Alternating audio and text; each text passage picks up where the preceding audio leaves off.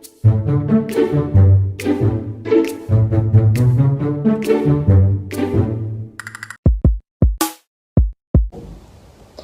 Assalamualaikum warahmatullahi wabarakatuh. This slide shows us about my biodata. My name is Syahirah SAZLYN BINTI MAZLAN. I am 22 years old and from ED 2463A. My MATRIC is 2022196199 from Faculty of Education, Physical and Health Education. Today, I want to present about my assignment 2, which is EDU 550, Educational Psychology. I choose Chapter 4, which is Intelligence. In educational psychology, intelligence refers to the ability to acquire, understand, and apply knowledge and skills. It is a multifaceted concept that involves various cognitive processes such as reasoning, problem solving, memory, and creativity. Intelligence in educational psychology is often measured using standardized tests such as IQ tests. However, it is important to note that intelligence is not solely determined by these tests. Educational psychologists also consider other factors such as motivation, socio-cultural influences, and individual differences when assessing and understanding intelligence. Furthermore, educational psychologists recognize that intelligence is not fixed and can be developed and enhanced through learning and educational experience. They focus on identifying and implementing effective teaching strategies and interventions that promote the development of intelligence and academic achievement in students. There are several theories in individual variation within educational psychology. Some of the prominent ones include multiple intelligence theory that was proposed by Herbert Gardner. This theory suggests that individuals possess different types of intelligence, such as in linguistic, logical, mathematical, musical, spatial, bodily, kinesthetic, interpersonal, intrapersonal, existentialist, and naturalistic. According to this theory, educators should consider these different intelligence and tailor instruction accordingly. Then, Stanford theory of intelligence proposed by psychologist Robert J. Stanford suggests that intelligence is composed of three aspects or sub-theories: analytical intelligence, creative intelligence, and practical intelligence. Analytical intelligence is referred to the ability to analyze, evaluate, and solve problems using logical and critical thinking skills. It involves tasks such as abstract reasoning, problem solving, and logical reasoning. Individuals high in analytical intelligence tend to excel in traditional academic settings. Second, creative intelligence. This aspect of intelligence involves the ability to think creatively, generate new ideas, and approach problems in innovative ways. It encompasses tasks such as coming up with unique solutions, thinking outside the box, and being imaginative. People with high creative intelligence often excel in artistic and creative fields. Last, practical intelligence. Practical intelligence refers to the ability to apply knowledge and skills effectively in real-world situations. It involves tasks such as adapting to new environment, applying knowledge to everyday situations, and understanding and interacting with others. Individuals high in practical intelligence tend to be street smart and excel in practical, hands-on tasks. This slide is shown us about my participant in my interview session. Her name is Syamimi Adriana binti Muhammad Nirwandi. She is 22 years old, same with me. Adriana lives in Gombadak, Kuala Narus, Terengganu. In her studies, she got CGPA 3.81. Based on their studies, first primary school at Sekolah Kebangsaan Tuk Jembal, second secondary school at Sekolah Menengah Kebangsaan Kompleks Gombadak, and now she studied at APGK Datuk Razali Ismail, Kuala Terengganu. Actually, Adriana is my friend at secondary school. I was made her as my role model to succeed like her. She always got the highest mark in exams, so I make her to be my participant to share her knowledge about education. Without wasting any time, we move to video interview me with Adriana. Let's go. Okay. Assalamualaikum warahmatullahi wabarakatuh. First of all, I am SAZLYN binti MAZLAN, student from UiTM Puncak Alam and study in Faculty of Education, Bachelor of Education in Physical and Health Education. How are you, Mr. Shamimi Adriana?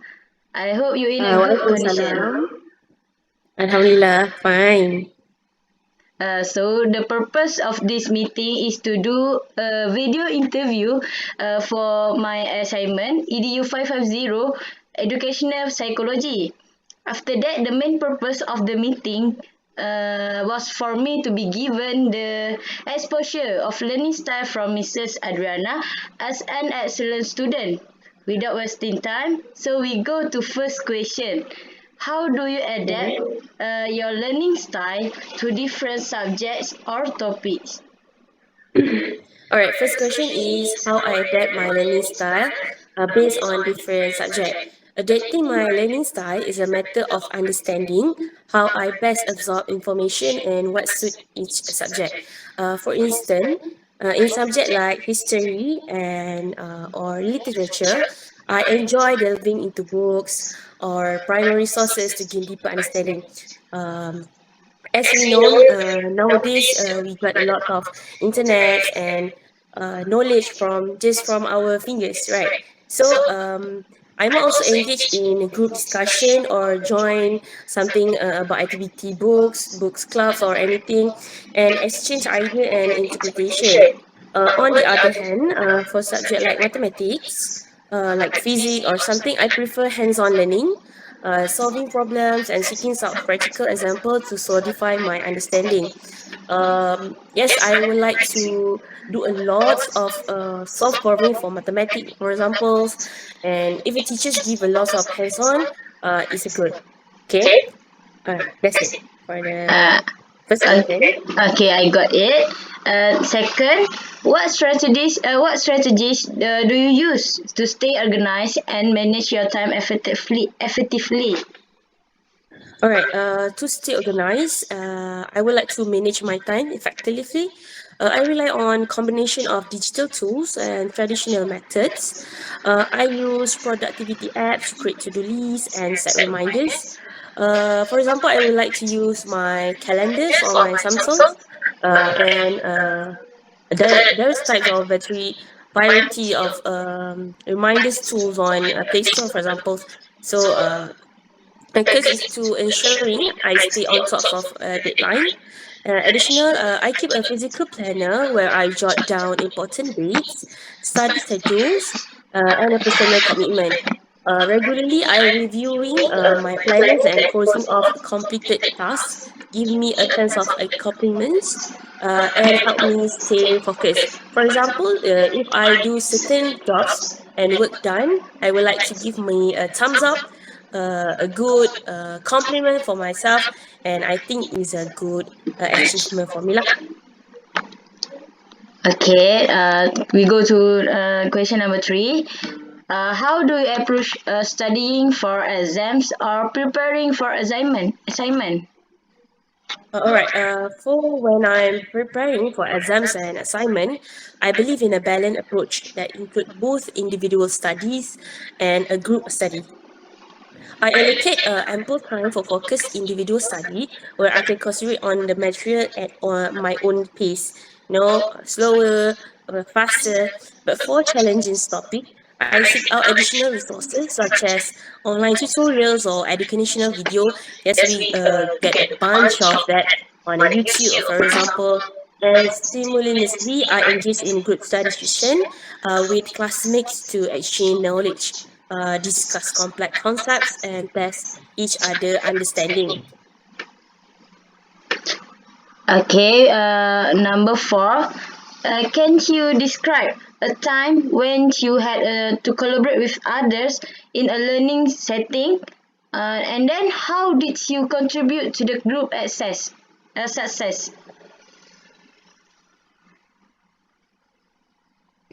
For collaborating with others in a learning setting has taught me the value of teamwork, For a moment, okay. Taught me the value of teamwork and collective knowledge. In a group projects, I actively listen to others' ideas and offer my insight constructively. I try to foster an inclusive environment where every group member feels comfortable sharing their thoughts by playing to my strengths, whether organizing group meetings, creating visual engagement presentation, or coordinating project timelines. I contribute to the group's overall success lah. Uh, okay. The number five. Okay. Okay, number five.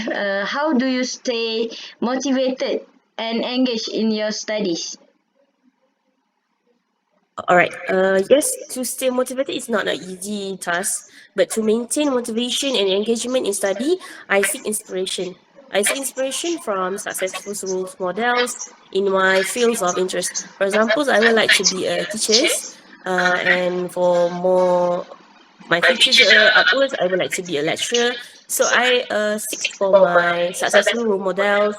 For example, my teachers, my lecturer for now on. So and I reading a biography of success story or accomplished individual encouragement me to push myself further lah. Setting short-term and long-term goals give me sense of direction and purposes. I also find that taking regular breaks, practicing mindfulness, and engaging in a physical activity, yes, physical activity, help refresh my mind and keep me energized for studying. Yes, I'm not a 100% girl with boobs all the time, not something that nerd do that. But I also do my physical. I would like to play balls, netball or some things, stroll walks and all that. Because we need to balance, yes, study and also physical activities. Yes. So for the last question is how do you reflect on your learning progress and identify areas for improvement? Alright, for the last question, yes, reflection is a vital aspect of my learning journey. At the end of each study session, I take a few moments to review what I have learned and identify any challenging area that may require more attention. Because keeping tracks on my grades and academic progress help me gauge my improvement over time. If I encounter, for example, if I encounter difficulties and I'm not afraid to seek help from teachers or academic advisor for something, like tuition, right? Constructive feedback is a valuable for growth, and I use it as a tool to identify area where I can refine my study method or seek additional support lah from teacher or something or from my friend who know more from me, right? Then by continuously recessing my learning approach, I strive to become a more effective and well-rounded learner. That's it. That's good. Okay. From all the question that was answered by Mrs. Adriana, then my interview session is over this time. Thank you so much to Mrs. Adriana for really helping me for this interview. I hope we can meet again for another day. Thank you and Assalamualaikum warahmatullahi wabarakatuh. Bye. Waalaikumsalam. You're welcome. Bye. See you soon. Yes. See you soon. In conclusion, the theory of multiple intelligence suggests that intelligence is not solely determined by a single factor, such as IQ. Instead, it proposed that individuals possess multiple types of intelligence that can be nurtured and developed. For example, like Adriana, she more to mathematical in intelligence that was proposed by Howard Gardner. From this interview, we can see Adriana can manage her time effectively, and she also stated that to succeed in learning, we have to balance learning and also our daily activities like jogging or walking to relieve our stress. Additionally, understanding and embracing the concept of multiple intelligence can also help individuals to better understand themselves and others, leading to improved self-awareness empathy, and also collaboration. Overall, the theory of multiple intelligence provides a valuable framework for understanding and appreciating the unique talents and potential of all individuals. So, that's all for my presentation. Thank you for listening. Assalamualaikum and bye.